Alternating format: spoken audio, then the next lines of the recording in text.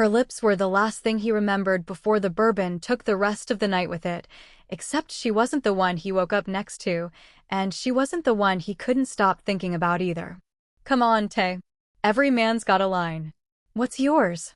Seo Taehyun didn't even glance up from the rooftop bar's low light, ice clinking against crystal, the city humming 20 floors below like it existed just to remind him he was above it. I don't do lines, he said. I do options. And I've had all of them. His best friend and business partner, Marcus Reyes, laughed into his glass. Marcus had grown up 2 blocks from Taehyun's family's first restaurant, before the restaurant became a holding company, before the holding company became Reyes Cho Capital, before Taehyun became the name financial reporters used when they wanted a headline about old money doing new tricks. All of them, Marcus repeated. Bold claim. It's not a claim. It's a resume. Priya, the third of their unofficial trio and the fund's general counsel, rolled her eyes without looking up from her phone. God, you're insufferable when you're drunk. I'm not drunk. I'm honest. Taehyun swirled his glass. Ask me anything. Marcus leaned forward, the way he always did right before he said something he shouldn't. Fine. Black women. Where do they land? The rooftop didn't go quiet, the city was too loud for that, but something in their little corner of it did. Nowhere, Taehyun said, easy, careless, the words costing him nothing because he'd never had to pay for them before. Not my type. Never has been. I've tried, hell, I've tasted everything else there is to taste, and it's just never landed. It's not a thing against anyone. It's just not what does it for me. Priya's jaw tightened. She didn't say anything. She'd learned a long time ago that some hills weren't worth dying on with Taehyun, not when he'd had 4 bourbons and an ego the size of the building they were standing on top of. Marcus went very still, the same stillness Taehyun had seen in him right before a deal went bad, right before someone across a negotiating table realized they'd said the wrong number. You sure about that? Marcus asked. Positive. Because I think you just talk a big game and you've never actually been tested. Taehyun grinned, the grin that had closed boardrooms and broken hearts in roughly equal measure. Test me then. Marcus set his glass down slow, deliberate. $50,000 says you can't spend 1 month working closely with a woman I introduce you to, a black woman, without falling for her. Actually falling. Not a fling. Not a night. Falling. You're serious. Dead serious. Priya finally looked up. Marcus. I'm in, Taehyun said, before she could finish, before the part of him that occasionally had good instincts could catch up with his mouth. He stuck his hand across the table. $50,000 and you're buying the next round for a year when I win. Marcus shook it. His eyes didn't match his smile. Deal. He had no idea in that moment that he'd just shaken hands on the thing that would break every version of himself he'd built.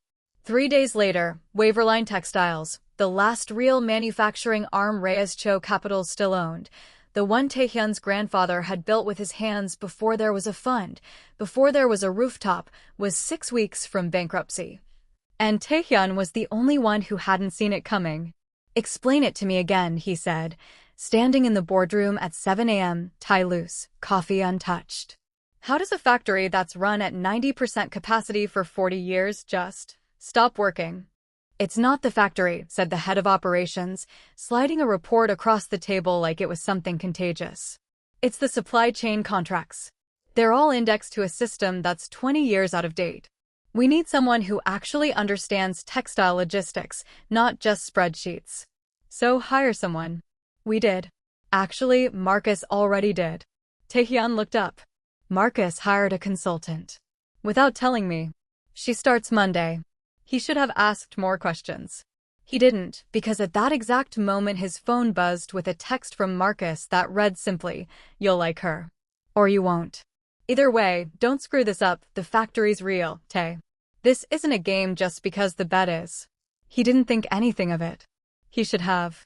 Monday morning, the Waverline factory floor smelled like machine oil and stitched cotton, and Taehyun was 30 minutes into a tour he didn't want to give, when a voice cut through the noise of the looms like it had been sharpened for exactly that purpose.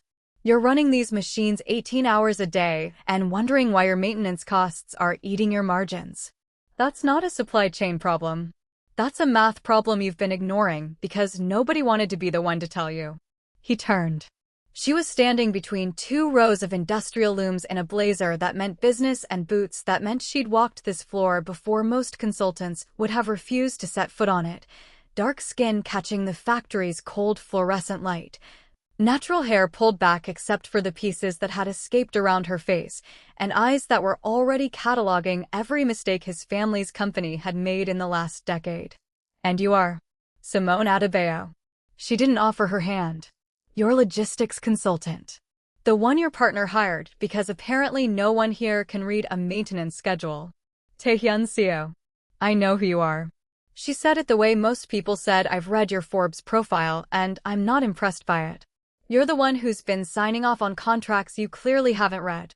That's a bold accusation from someone who's been here 20 minutes. It's not an accusation. It's Tuesday's date on a contract renewal you signed that expired 18 months ago. She held up a folder. You want to keep pretending you know what's happening in your own factory, or you want to actually fix it? Something hot and unfamiliar moved through his chest, and he told himself it was irritation. It was not irritation. Fix it, he said. Then clear your schedule. We start now. She walked past him without waiting to see if he followed. He followed. If you've ever met someone who challenged everything you thought you knew about yourself, drop a comment right now and tell me who that person was for you. And if this story's already got its hooks in you, hit subscribe before we go any further, because what happens next is going to wreck you in the best way. The next 2 weeks were the hardest working weeks of Taehyun's life, and not because the factory's problems were complicated. They weren't. Not really. Not once Simone laid them out. But because every hour he spent across a table from her was an hour he spent watching a version of competence he'd never had to develop for himself. She didn't flirt. She didn't perform. She corrected him in front of his own executives without flinching and stayed 2 hours after everyone else left to redo a shipping model by hand because the automated one had been feeding them bad numbers for a year. You could go home, he told her, one night past 10, the factory floor empty and dim around them. So could you. I own the place. I'm the one actually fixing it. She didn't look up from her laptop. Difference between us. He should have been annoyed. He was, for about 4 seconds. Then he laughed, actually laughed, low and surprised at himself, and pulled a chair up across from her. Teach me, he said.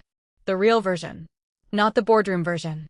She looked at him for a long moment, like she was deciding whether he meant it. Fine, she said. But you're getting coffee. Black. No cream, no sugar, no nonsense. I take cream. Not tonight, you don't. He got the coffee. He drank it black. He didn't tell her he hated it, and he didn't tell her, 3 weeks later, that he'd started drinking it that way even when she wasn't around. The following morning, Taehyun walked into the factory floor to find Simone already 3 hours deep into a spreadsheet that made his eyes cross just looking at it, a hard hat pushed back off her forehead and a pencil tucked behind one ear like she'd forgotten it was there. You've been here since 5? The morning shift starts at 5. If I want to see what's actually breaking down instead of what gets reported to corporate, I need to be here when it happens, not when it's convenient. Nobody told me that's how consultants work. Nobody told you a lot of things, apparently. She didn't look up. Sit.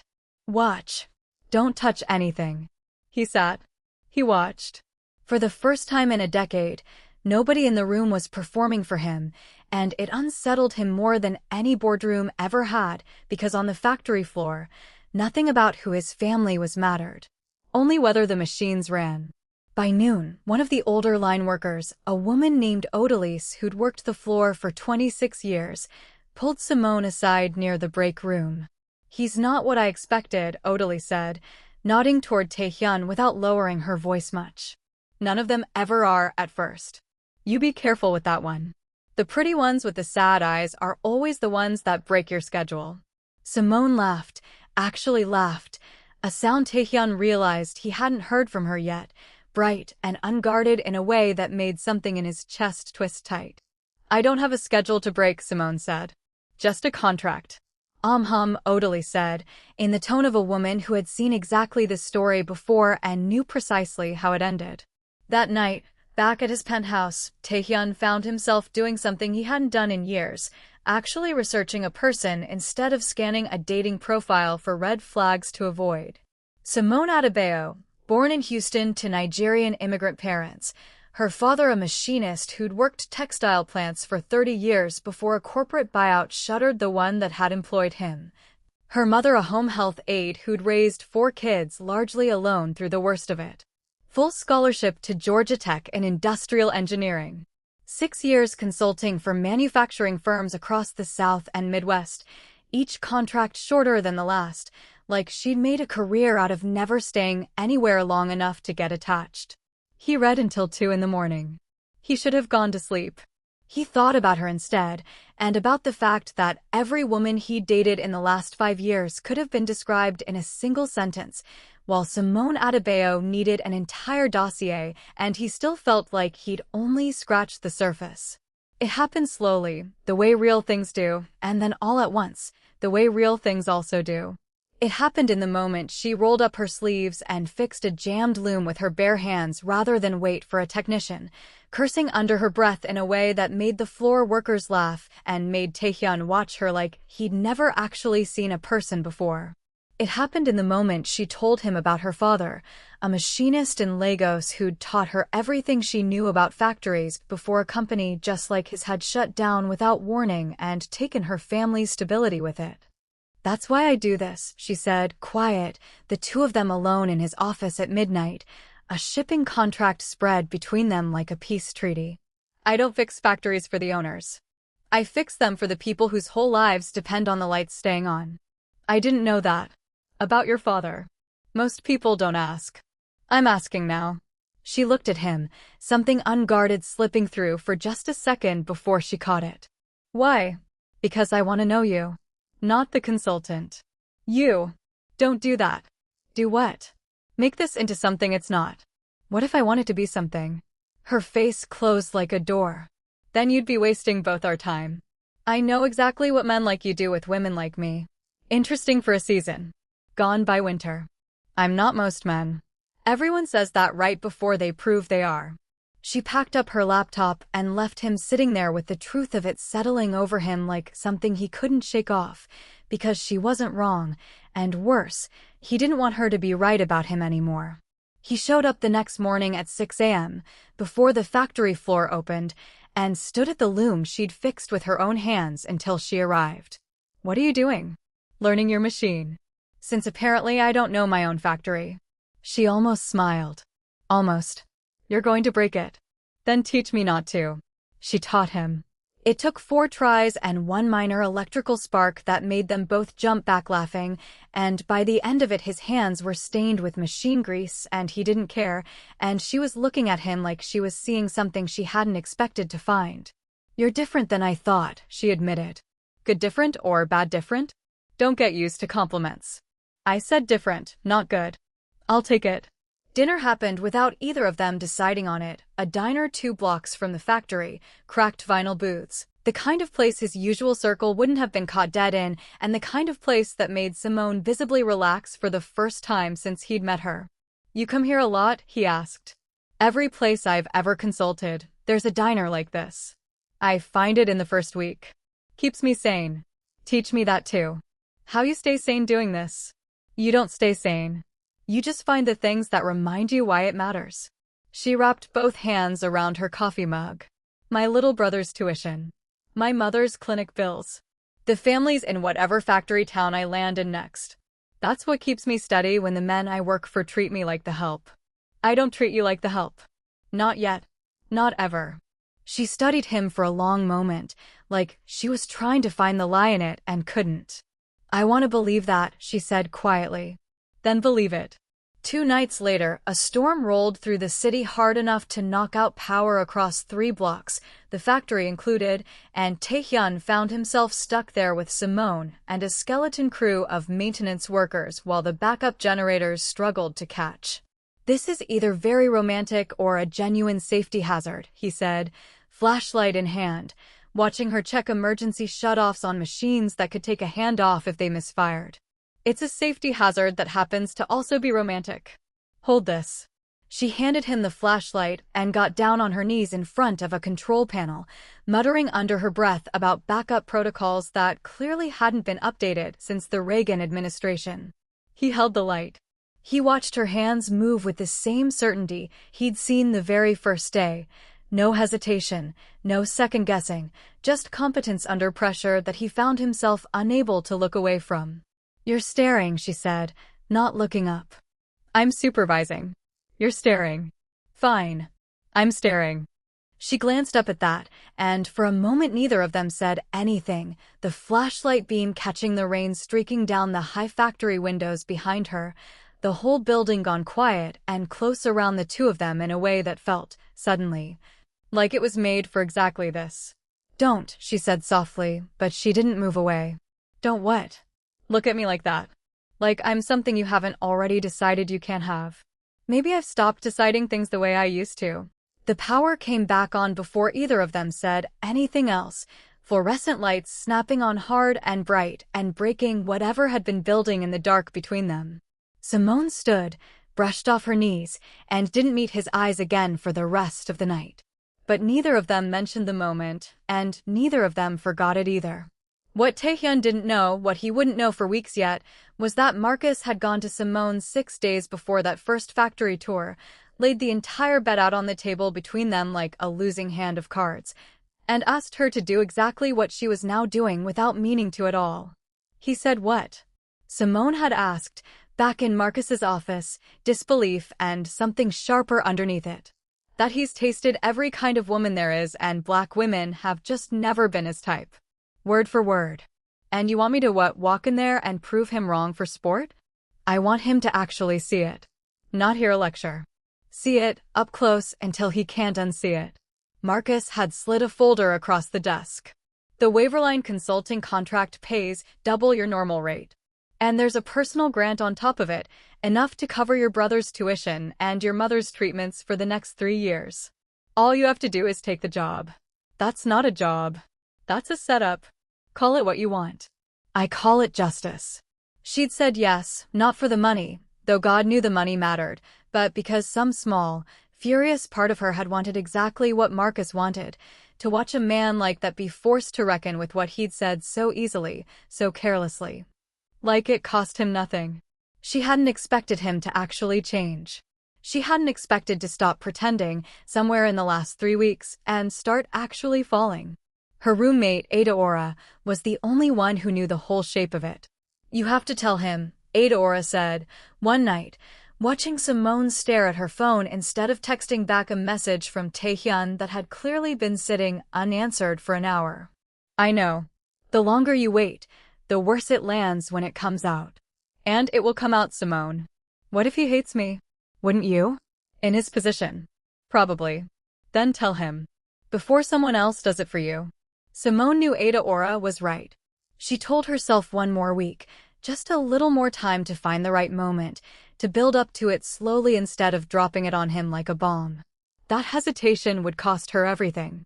The week before the gala, Taehyun took her to see his grandfather's original restaurant, long since sold, now a bank branch on a corner in Flushing, because he wanted her to understand where the money had actually come from before it became the thing people assumed it always had been. "He came here with nothing," Taehyun said, standing on the corner, hands in his pockets. "Worked 18-hour days for a decade before he could afford a second location. Everyone treats old money like it was always old. It wasn't. It was just work for a long time before anyone called it anything else. That's the part your interviews never mention. Nobody asks. They just want the number."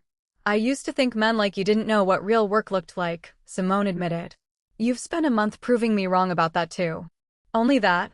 She smiled, small and a little sad, like she already knew something he didn't. "Only that for now." He should have pressed her on it. He didn't. He wanted, for once, to just stand on a street corner with someone and not interrogate every unfinished sentence for what it might be hiding. That was his mistake. Not the only one, but the one that gave hers room to grow in the dark a little longer.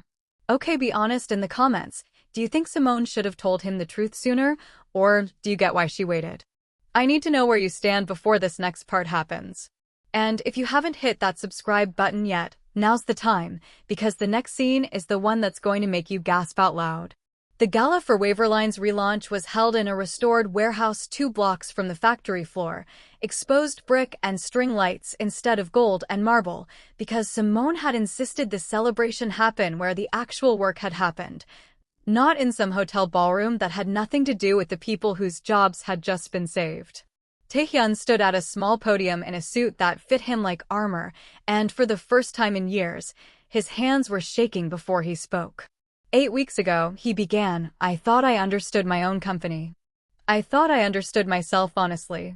I was wrong about both. Simone stood near the back, arms crossed, half convinced she didn't belong in the room even though every person in it owed their next paycheck partly to her. There's a woman in this room, Taehyun continued, who didn't just save this factory. She made me actually look at every assumption I've ever carried around without questioning it. She made me a better version of the man I thought I already was. He found her eyes across the room. Simone, come up here. She froze. Every head turned. I don't. This isn't necessary, she said, even as her feet carried her forward anyway, pulled by something stronger than her own reluctance. It is to me. He reached for her hand in front of everyone. I want to announce, effective tonight, that Reyes Cho Capital is establishing a permanent logistics fellowship for young engineers from manufacturing families funded personally, not through the company, named after the person who taught me what this work actually means. The Adebayo Fellowship. Her breath caught. Tears rose before she could stop them. Tae, there's something I need to tell you. Well, isn't this sweet? The voice cut through the room like glass breaking. Devin Kessler, Taehyun's ex, a private equity associate who'd never quite gotten over the fact that their breakup hadn't been her idea, stood near the entrance, arms crossed, a look on her face like she'd been waiting all night for exactly the right moment. Devin, what are you doing here? I was invited, actually, by someone who thought you deserved to know the truth before you humiliated yourself any further. She grabbed a microphone from a stand near the small stage before anyone could stop her. Excuse me, everyone. There's something you should all hear before you get too attached to this little love story. The room went dead silent. This whole romance you've been watching unfold, it's not real. It's a bet. Taehyun's face drained of color. Devin, don't. $50,000, Devin said, sweet and merciless. That's what Marcus Reyes bet Taehyun he couldn't win 3 months ago on a rooftop in front of witnesses. The bet was that he couldn't fall for a black woman.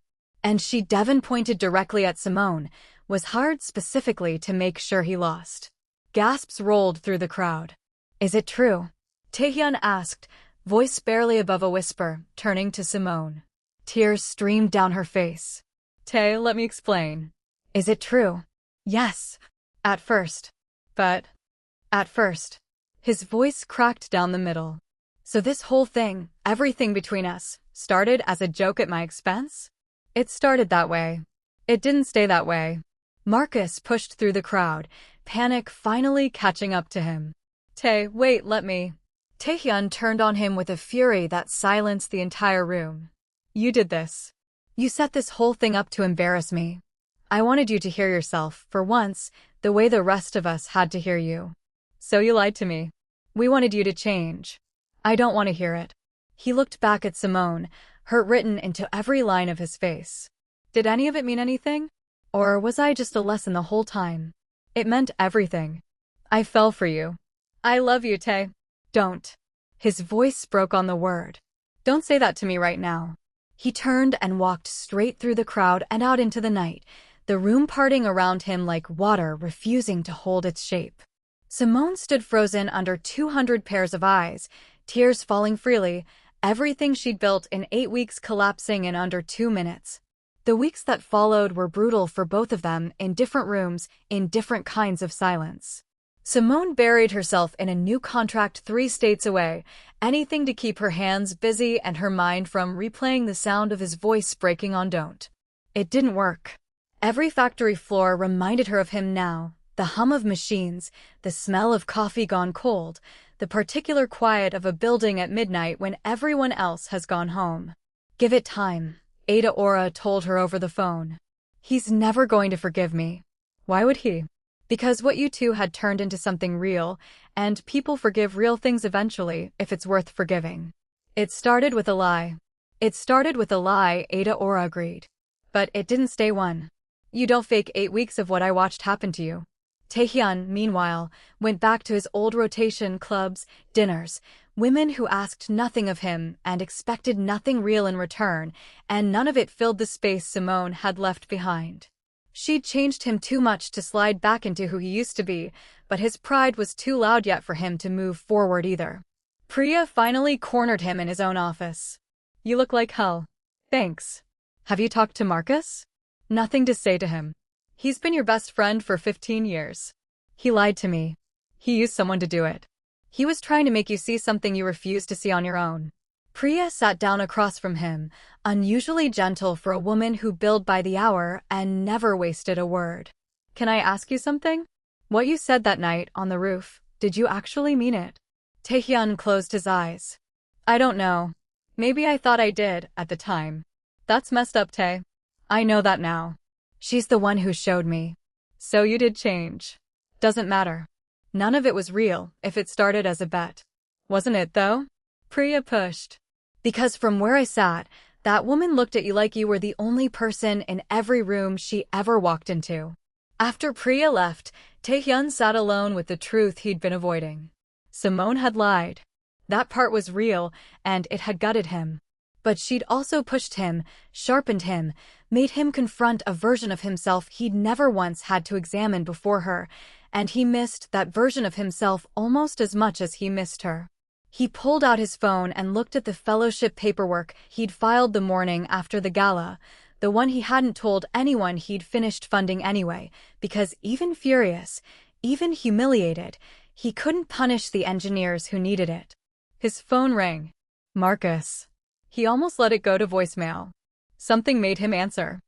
I'm sorry, Marcus said, before Taehyun could speak. I should have said it weeks ago instead of waiting for you to call. You should have. You said something that hurt me, hurt people I care about, and I let my anger make the call instead of my judgment. I used her to prove a point, and that part one can't undo. Why'd you even do it? Because I wanted you to understand that the things you'd built your whole life around, money, image, control, none of it means anything next to someone who actually makes you better. I thought if you saw it up close, you couldn't keep pretending. Marcus paused. You found that, Tae. And then you walked away from it. She's not okay, by the way, Marcus added quietly. She's 3 states away burying herself in work because she can't stand thinking about you. That's not someone who is faking it. She lied to me from day one. She did. That was wrong. But you told a room full of people you'd never fall for someone like her before you'd even met her. That was wrong too. Taehyun sat with that for a long, long moment. This is a mess, he finally said. Yeah. So, what are you going to do about it? If you're still here, comment the word fellowship right now so I know you made it this far, and hit that subscribe button, because you do not want to miss how this ends. 2 months later, the fellowship's first cohort of engineers gathered at the Waverline factory floor for their induction ceremony, and the whole neighborhood turned out for it. Families, former factory workers, kids who'd grown up watching their parents' hours get cut and were now watching something get built back up instead. Taehyun stood near the back of the crowd, not planning to say anything, watching the ceremony unfold from a distance he'd kept carefully between himself and everything this place now represented. Then he saw her.